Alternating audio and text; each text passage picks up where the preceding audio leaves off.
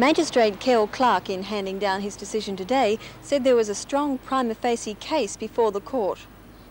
He then committed for trial Mrs Margaret Ann Burke, 31, of Kookaburra Place, Woodbury, and Ronald Franklin Burke. This way. Both was charged with conspiring to murder at Newcastle and Charles Burton between the 31st of December 1982 and April the 1st, 1983. Burton disappeared from his Woodbury home on May the 29th and hasn't been seen since. In the previous hearing, police alleged that both defendants had conspired on 2 occasions to murder Burton. Both Burke and Burton were allowed continuing bail. However, Mr Bill Norman, who appeared for Burke, asked for a revision of bail, saying that Burke was unable to raise the $10,000 bail set at the previous hearing. The trial will commence at the sittings of the Newcastle Supreme Court on the 12th of September.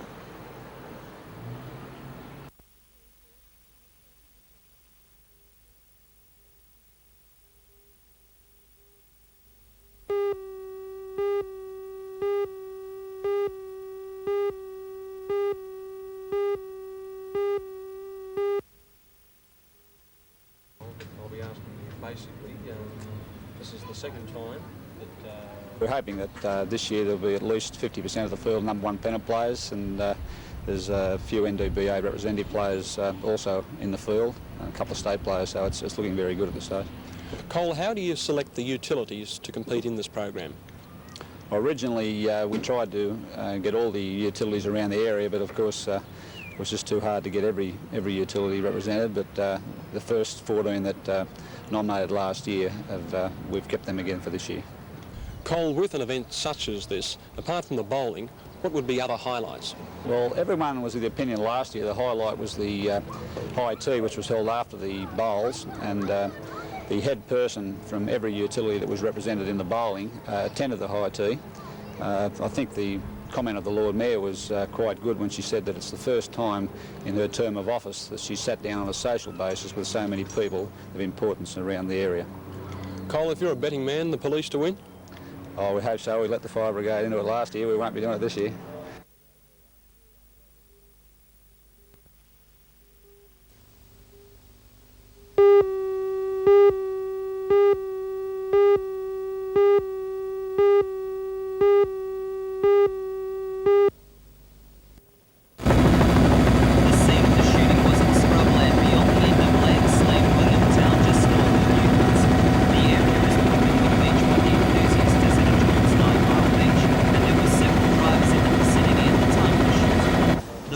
Found by police and paramedics in a ramshackle wooden hut.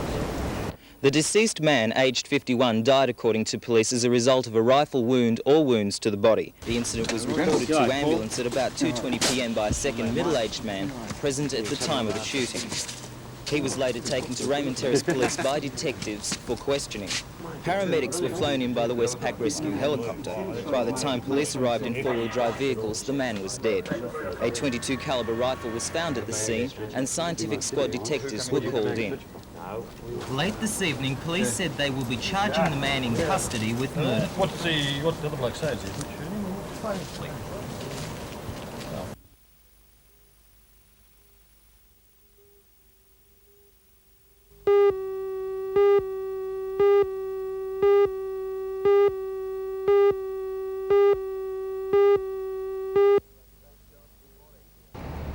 Thanks, John. Good morning.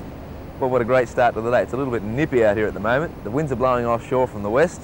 Plenty of waves around after the swell that came up over the weekend. Looks like being a good day for the board riders. Wave height is around 1.2 to 1.5 metres, generally, with bigger sets coming through around 1.8 metres occasionally. The swell's coming straight from the east. It's getting into all of the city beaches.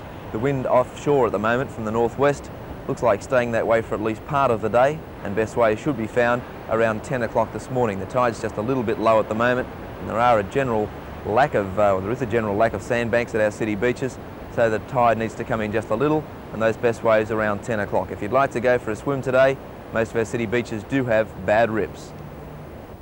Now, all of this sounds very nice, but what is the weather going to be like? Well, the forecast reads mild to warm, mostly sunny, with a little high cloud developing. There'll be a few cloudy patches and fog patches early this morning, but they should clear. Northwest to northeasterly winds at 10 to 30 kilometres per hour, freshening to 30 to 40 kilometres per hour during the day. Seas slight, tending slight to moderate on a low swell. Newcastle heading for a top of 21 degrees. 20 degrees for Scone.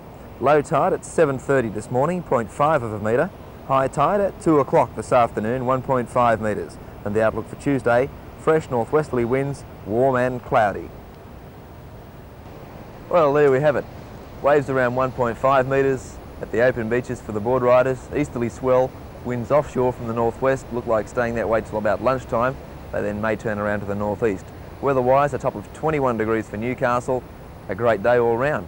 Enjoy it, whatever you're doing. We'll be back again tomorrow morning.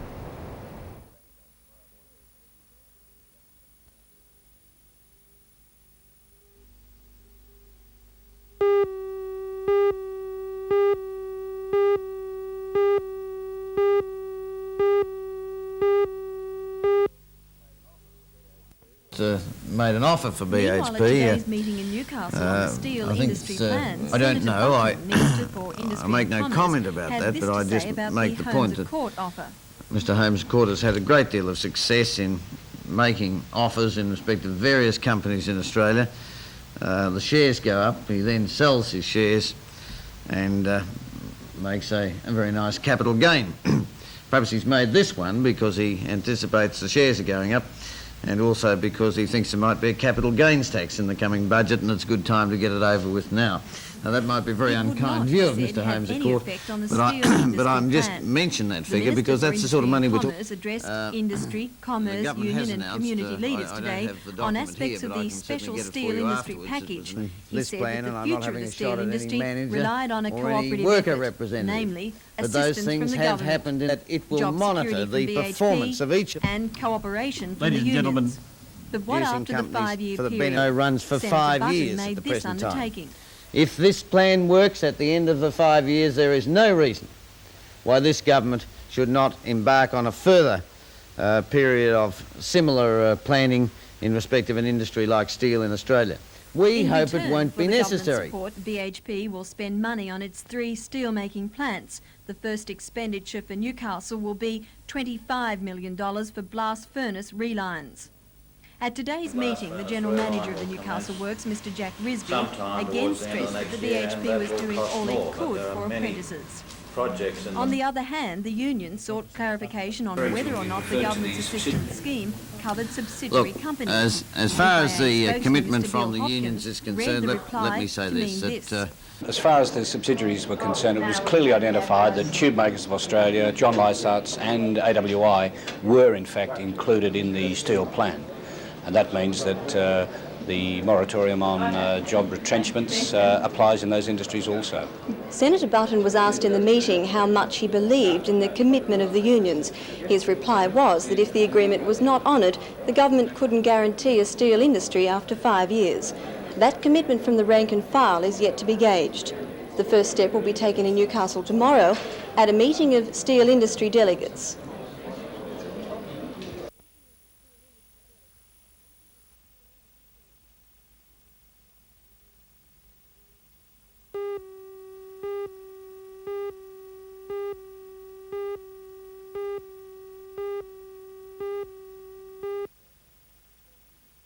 Certainly, 14 strapping young soccer players from Thousand Oaks, California have descended on the city for some friendly matches with local youngsters. The team members, whose ages range from 15 to 18, are visiting Newcastle as part of a cultural exchange through sport the year tour. before last, So far, the tour has taken the Comeau Valley Rowdies to Tahiti, Auckland, Christchurch and Brisbane.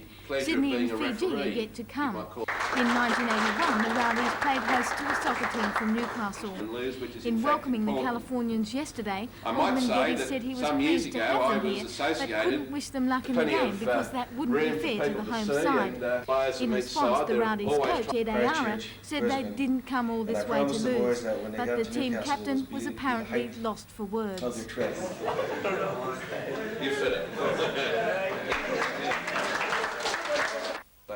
The Rowdies will play the Newcastle under-15s tonight under lights at Crystal Park, Wall's End, and on Thursday night at the same venue they will play the under-16s. The other American visitor to be welcomed to Newcastle yesterday was Richard Johnson, the drum major from the Arcadian Apaches, the marching band that visited the city last year. There is a very good reason for Richard's visit. He is here to help train Newcastle's marching koalas, who will participate in California's Rose Parade next January. Richard presented Alderman Geddes with a special plaque in recognition of Newcastle's efforts in the Sister City program.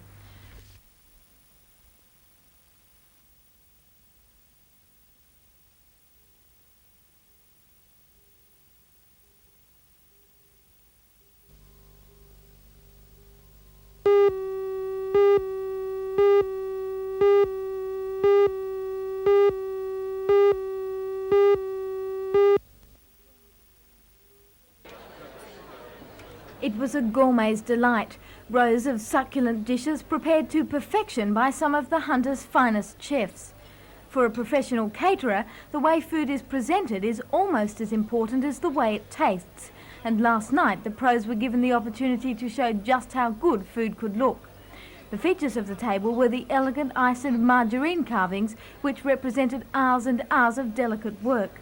The average ice carving takes about 2 hours, and an intricate margarine model like this bust of Mozart could take up to 5 hours to complete. If you think it all looks too good to eat, the guests would certainly disagree. Apparently, it tasted even better. A caterer's dinner is held each year, and proceeds from the night are donated to charity. This year's profits will help a New South Wales team get to Japan for the International Gourmet Fair to be held in November.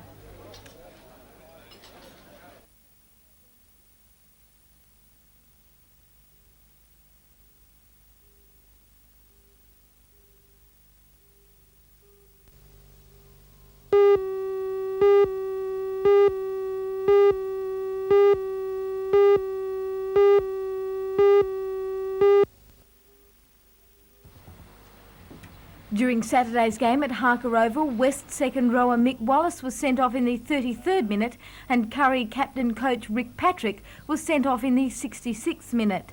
They were dismissed by referee Cole Russell on a touch judge's report. Last night, both players pleaded not guilty when they appeared before the league judiciary charged with foul play and a head-high tackle to a player not in possession. After videos of the game were viewed, a not guilty verdict was reached. That will mean both men will be able to take part in the all-important semi-final matches on Saturday.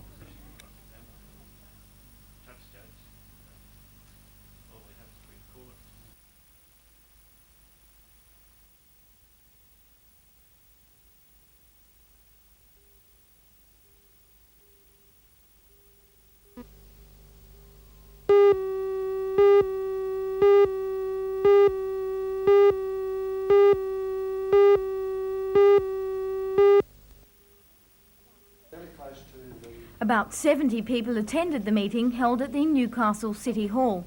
Such a crowd was apparently unexpected. Many had to cram into the doorway of the small room to see and hear what was going on inside. The meeting was called by Alderman John Tate. His concern for the Shortland Swamp follows approaches by Newcastle birdwatching enthusiasts who claim it is a haven for a wide variety of bird life. Last night's guest speaker was Dr. Max Maddock from Newcastle University. He used slides to show the many forms of bird life that dwell and nest in the swamp. The meeting was told that some unique and rare species of birds and waterfowl are found in the area. Environmental groups represented last night included the Hunter Bird Observers Club, the Wetlands Group, the Newcastle Flora and Fauna Society and the National Trust.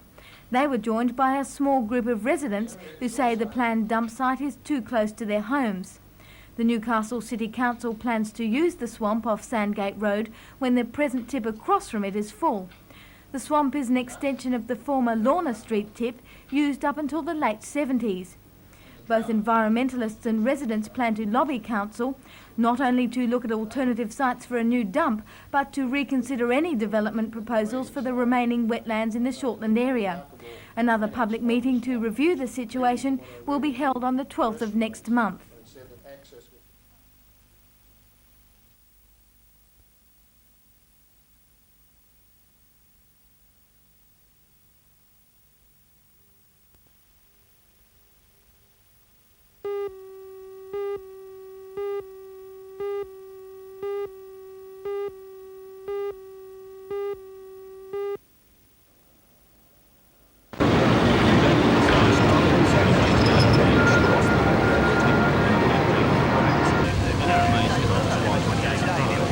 agreed the Newcastle dealer could tender.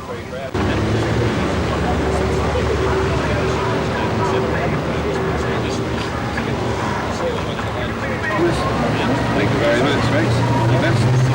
Thank you very much. Thank you. Apparently getting the sale simply now on those first rate cars. One might wonder why an organisation the size of an RMA would come to Newcastle to buy cars for its fleet.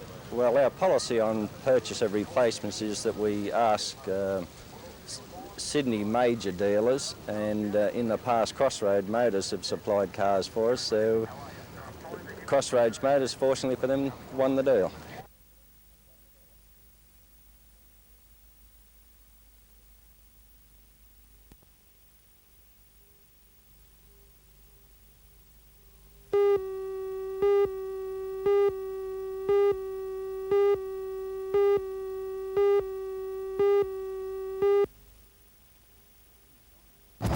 Had things gone according to plan, the Drayton open cut would by now have shipped about 1 million tonnes of coal. But the long and sometimes bitter battle by mining unions to prevent the giant open cut opening, until they won what they saw as safeguards for less productive mines, did not end until May.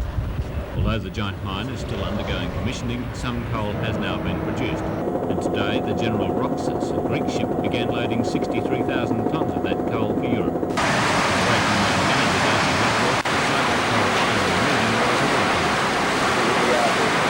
Jim, that Drayton's up and running, and I think it's good for the whole area.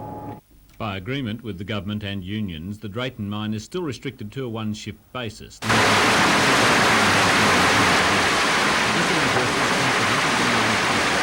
We've lost some shipments of coal, but we haven't, apart from one, lost any contracts. So we're hoping that we can build up a reliable future with the customers who've stayed with us, and I'm confident that we can do that.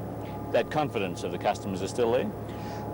It's been a bit bent, but performance is what will bring it back, and I think that the way that things are going in the coal chain, and I think with the spirit that's around in the coal industry today, I think that we're competitive, and I think that we will get there.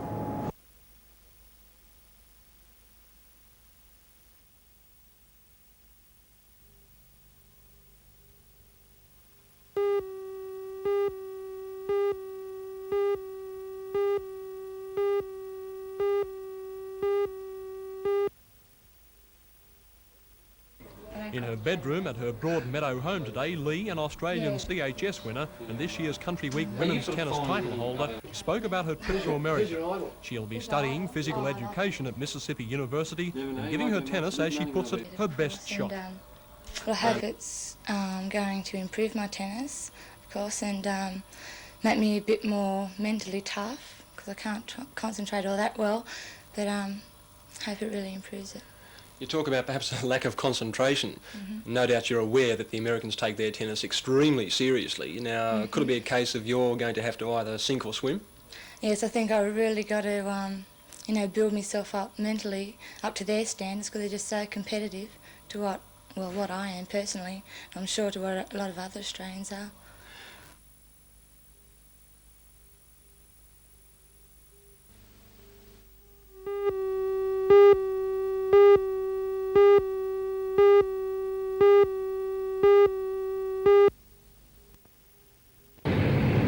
The Newcastle Abattoir Group has taken out an option on this site near the Singleton Army Camp for a new meatworks.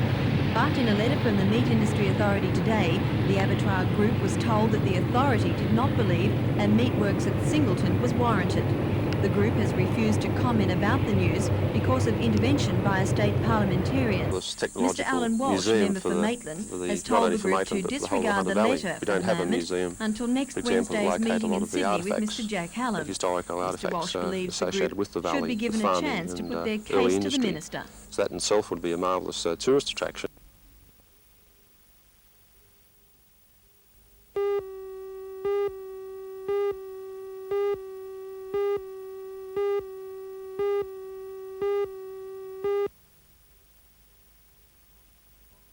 Three wooden boxes like this one held $385,000. The thieves opened the safe using oxyacetylene equipment and walked away with the boxes. Police say they may be discarded by now and are asking the public for any information which may help them find the thieves.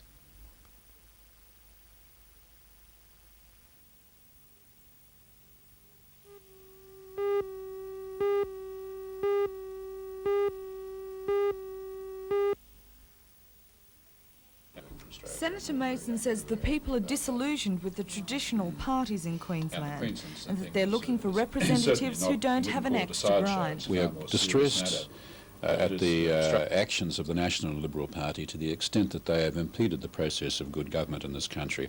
I think the publicity attendant on the disruption of the coalition has been so disastrous as to create almost a political vacuum in Queensland at the time being. What do you think your chances are for winning votes in the traditionally National Party, Liberal Party state?